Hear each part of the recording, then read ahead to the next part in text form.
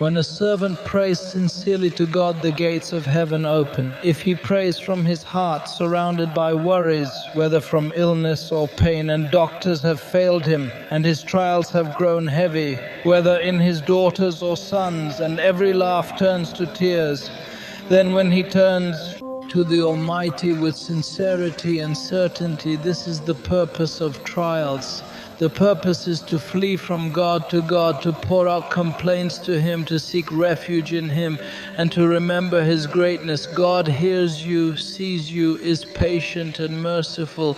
Say, "O Lord, you see my state, know my weakness, and I have sought you, relied on you, entrusted my affairs to you, and believed in you." When you say these words, the gates of heaven open. When you proclaim these prayers, you are likely to find relief and ease. When God decrees relief, it comes unexpectedly.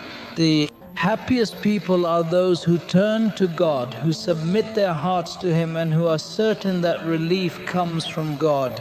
If people humiliate you and you seek their help, know they have no power over harm or benefit, life or death. When trials become severe, whether from a spouse, family, or friends, and people harm and belittle you, know you have a Lord who won't fail you, who hears the hidden and loves you. He answers the distressed and removes harm. If you are sincere with God, He will be sincere with you. Who has ever stood at God's door and been turned away? Who has been sincere with God and been disappointed? We have only found Him patient and merciful, generous and great, opening doors of relief unexpectedly. In trials and hardships there is joy. In communing with God that surpasses all joy. Blessed are the moments spent alone with your Lord, sharing your sorrows and burdens, trusting in Him. The happiest are those who complain only to God, not to His creation. I advise you to trust in God, rely on Him, and have good expectations of Him, with much seeking of forgiveness.